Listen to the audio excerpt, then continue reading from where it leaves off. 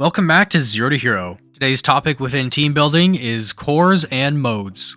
Cores and modes are the basics of team building and useful for planning things out. This topic is relatively brief, so we'll just be explaining what cores and modes are and how they fit together. When sitting down to build a team, you may have an idea of an archetype you'd like to follow, but you're not sure where to start using that archetype. You could create a Trick Room core to get started, or you may want another kind of core with a Trick Room mode to still have it as an option. Most archetypes have cores and modes that can be used in conjunction when team building. A core is really specific Pokemon from an archetype combined that have especially strong synergy. Just before we get into it, make sure to subscribe. Our sub count has more than doubled since last week, and I can't say how much I appreciate it. Seeing that number go up really keeps the content moving.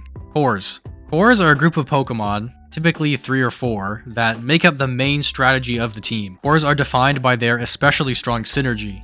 Pokemon that are part of a popular core are seen significantly more with the core rather than with a team of something else. Cores can be specific Pokemon or a more generalized core of types or roles that fit well together. An example of a general core is the Fire, Water, Grass core. This is great since it has strong defensive synergy and strong offensive synergy. Each of the 3 types offensively threatens one of the other's weaknesses and has a good defensive switch in to the other's weaknesses. One specific example of this earlier in Scarlet and Violet was Palafin, Arcanine, and Amoonguss. In addition to the typing synergy, Arcanine and Amoonguss provided amazing defensive options with Intimidate and Redirection. Both of these supported Palafin to switch out and switch in safely to trigger its Zero to Hero ability to become an offensive threat. Arcanine also provides solid damage output with Flare Blitz, and Amoonguss did things like Redirect and Spore, a great example of a Fire, Water, Grass core. More recent examples include things like Rapid Strike Urshifu, Incineroar, and Rillaboom, which was very common in Regulation F, whereas Incineroar and Rillaboom remain common in Reg H, sometimes seen with Primarina to complete the core.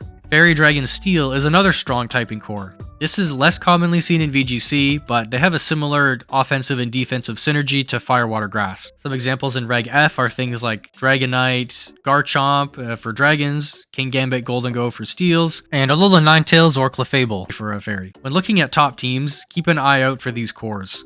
It's likely more common than you may have realized without looking for it specifically in the past. A couple examples of cores in Reg F that involve specific Pokemon and fit an archetype include things like Trick Room core with Indeedee F, Gallade, Hatterene, and Ursaluna, or a Rain core of Pelipper, Archaludon, Basculegion, and Amoonguss. Sometimes you see just 3 of these 4, but it's still considered a core with 3 or 4 Pokemon. Modes.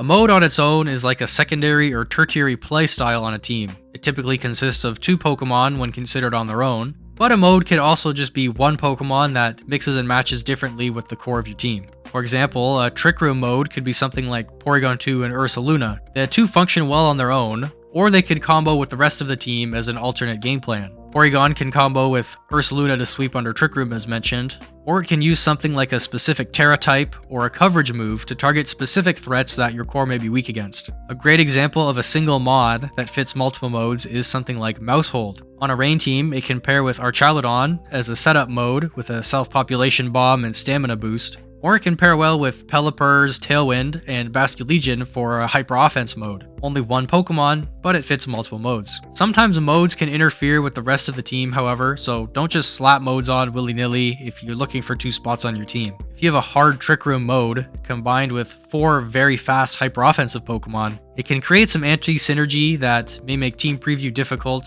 by restricting which Pokemon you can bring to any given match. So try to use modes that also integrate into the team and not only function on their own. 2 Pokemon modes sometimes can be used as a lead to combo well with your main core, for instance getting you a snowball effect out the gate, or sometimes modes can be saved in the back with the core strategy up front and then the mode can sweep. There's a lot of flexibility with cores and modes and how they work, but those are just the basics. When team building, if you want a more flexible team that doesn't lean 100% into one specific archetype, try working out a core first of 3 to 5 Pokemon, then add some flexible Pokemon that can create other modes on a team. Thanks for watching.